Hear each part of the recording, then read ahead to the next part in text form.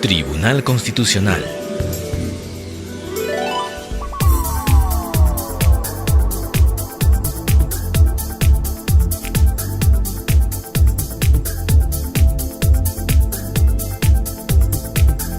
Buenos días, de pie, por favor. Audiencia pública de la segunda sala del Tribunal Constitucional, Lima, 11 de junio de 2012, presidida por el magistrado señor Ricardo Guzmán Callirgos e integrada por los magistrados señores Carlos Mesía Ramírez y Gerardo Eto Cruz. Secretario de sala, doctor Flavio Reategui. Muy buenos días, sírvase a tomar asiento, por favor. Se da inicio a la sesión de audiencia pública de la Sala 2 del Tribunal Constitucional. Sírvase, señor relator, dar cuenta de los expedientes en los cuales los señores abogados han solicitado informar oralmente a la vista de la causa. Señor presidente de la sala, señor magistrado, buenos días. A continuación voy a dar cuenta de las causas en las que las partes han presentado a informar. Causa número 20, expediente 2073-2012, proceso de amparo iniciado por don Hipólito Paitán Torres contra la ONP. Por la parte demandada, ha solicitado el uso de la palabra la señorita abogada Claudia Gabriela Monzón Díaz. Señorita abogada, tiene el uso de la palabra para su informe oral. Buenos días, señor presidente y señores magistrados. En la presente causa, el demandante, el señor Hipólito Beltrán Torres, solicitó que se declare nula la resolución expedida por la ONP en el año 2006 que le denegó el otorgamiento de pensión de jubilación como trabajador de construcción civil debido a que no acreditó haber efectuado 20 años de aportes y haber acreditado únicamente 10 años. A efectos de probar la procedencia de su solicitud, el demandante presentó únicamente certificados de trabajo que se encontraban en copia simple respecto a 3 empleadores: Julio Pichlin, Superconcreto del Perú, y la empleadora Yana Carosi de Susti. Se verificó que dichos documentos, a pesar de estar en copia simple, tampoco se encontraron acompañados de documentación adicional, de modo que se pudiera acreditar el contenido de dichos documentos. Asimismo, tampoco se presentó documentos que pudieran dar fe de que las personas que los suscribieron ejercían representación legal de la empresa. Por tal motivo, el quinto juzgado constitucional declaró improcedente la demanda y esta sentencia fue confirmada por la cuarta sala civil. Por las razones expuestas, solicito que se desestime el recurso de agravio constitucional y se declare improcedente la demanda. Escuchado el informe oral, la causa queda de voto. Causa número 28, expediente 2091-2012, proceso de amparo iniciado por don Hilarión Vivas contra la ONP. Señor abogado, tiene el uso de la palabra para su informe oral. Señor presidente, señores magistrados, muchas gracias. En el caso de autos, el demandante, el señor Vivas, está solicitando no el otorgamiento únicamente de una pensión de jubilación en el Sistema Nacional de Pensiones, sino la posibilidad de percibir paralelamente su remuneración y la pensión. Me explico.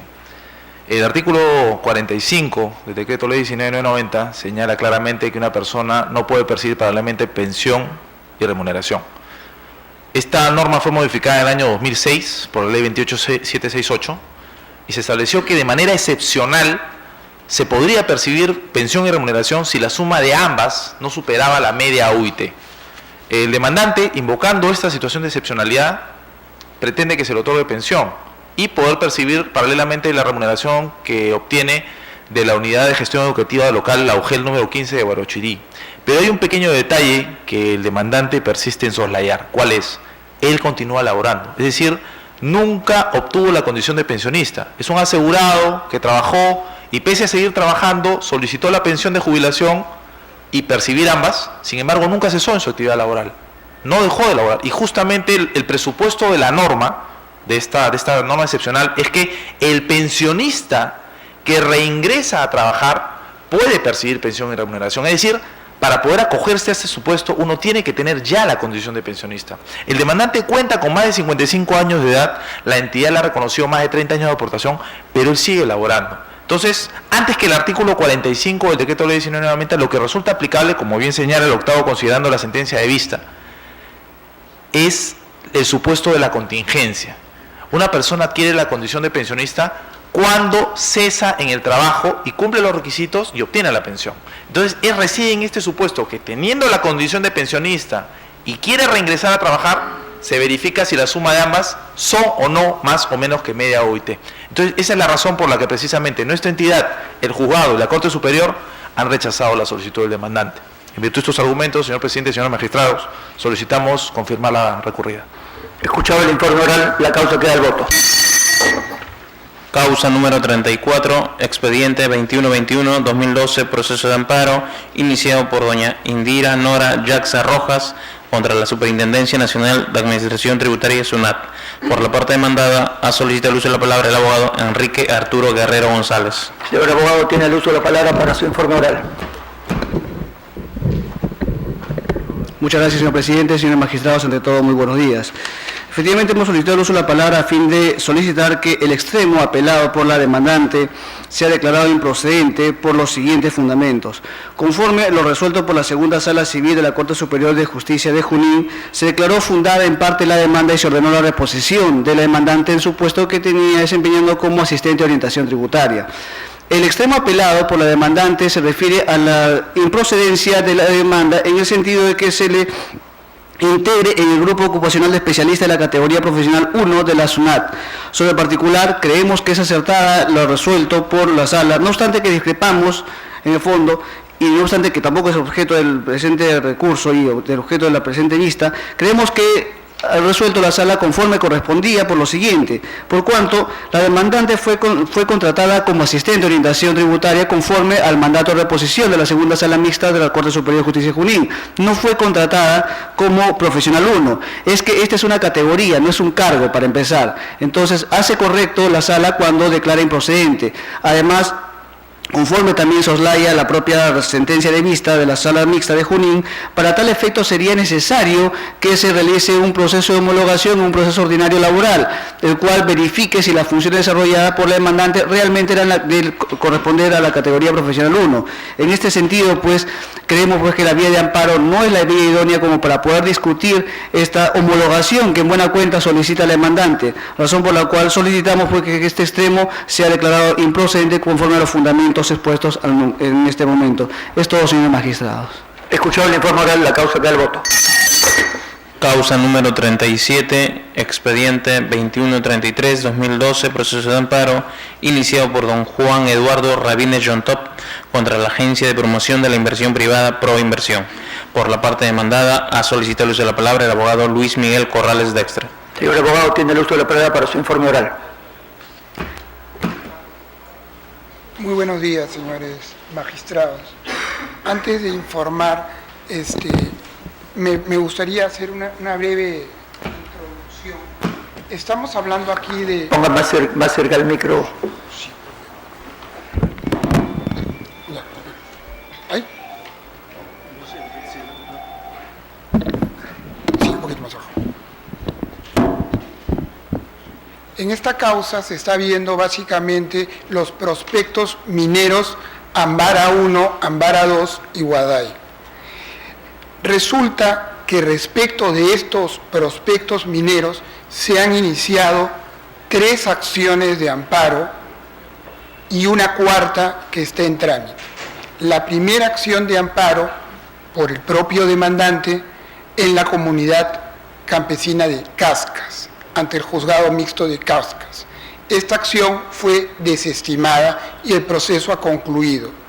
La segunda acción ha sido por la comunidad campesina de Cascas, también ante el juzgado mixto de Cascas. Ha concluido con resultado favorable al Estado. La tercera acción es esta, que la Corte Superior de la Libertad, con buen criterio, confirma el fallo del juzgador de primera instancia que declara la sustracción, la conclusión del proceso por sustracción de la materia. Pero en el fondo, ¿qué hay? Hay un proceso que se inició en Lima,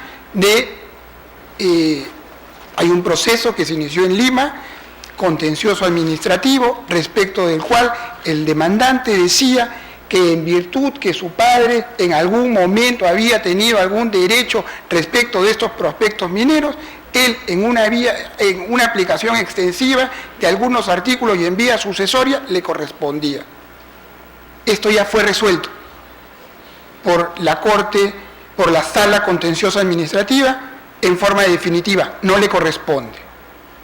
Y todas estas acciones de amparo tienen como petitorio, me permito leer solamente una parte, dice: solicito que en mérito a la presente demanda constitucional de amparo, su juzgado ordene que las personas jurídicas demandadas por inversión excluya el prospecto minero Ambara 1 y Ambara 2, ubicados en el distrito de Lucma, provincia de Chimú, departamento de Libertad, de cualquier subasta, mientras no se haya resuelto de manera definitiva el proceso judicial sobre acción contencioso administrativa que sigo contra aquella. Es decir, inició estas acciones de amparo simplemente porque decía de que necesitaba sobrecautelar su derecho, aunque pudo haberlo hecho en el mismo proceso contencioso administrativo, decidió hacerlo a través de amparos. Bueno, ya concluyó el proceso contencioso administrativo en definitiva y no le han dado la razón. Hemos pedido al juzgador de primera instancia que declare la sustracción de la materia y con buen criterio la ha declarado. La Corte Superior de Trujillo lo ha confirmado. Que, para terminar, ¿qué dice en su recurso de agravio? Tiene dos fundamentos. Primero, dice que no opera la sustracción de la materia por cuanto el juzgador, el juez constitucional, igual debió pronunciarse sobre el fondo. Pero la materia de fondo ha sido sustraída del ámbito jurisdiccional porque ya fue resuelta. El juzgador constitucional no podría pronunciarse respecto a una afectación porque ya la sala contenciosa resolvió el tema. Y los amparos tienen naturaleza restitutiva y no declarativa, como pretende en esta vía. Segundo, dice que el proceso contencioso administrativo no ha concluido. Es falso. El proceso contencioso administrativo concluyó. Pero ¿por qué dice que no ha concluido? Dice que no ha concluido porque dice que ha iniciado contra esta resolución de la sala contencioso administrativa, ha iniciado un proceso de amparo, o sea, un cuarto proceso se ha iniciado respecto de lo mismo. Un proceso de amparo contra la resolución, tendrá todo el derecho del mundo de interponer las acciones que desee, pero un proceso de amparo contra una resolución contenciosa administrativa no es la continuación del proceso contencioso administrativo, es otro proceso diferente. El tema ya se resolvió. Por esos motivos, solicito a la sala de su presidencia desestime el recurso de agravio presentado. Muy amable. El informe oral, la causa queda al voto. Señor magistrado, no se han presentado más abogados para informar con relación a las causas programadas para el día de hoy. Las causas quedan al voto. Se levanta la sesión de la audiencia de la fecha. En recepción.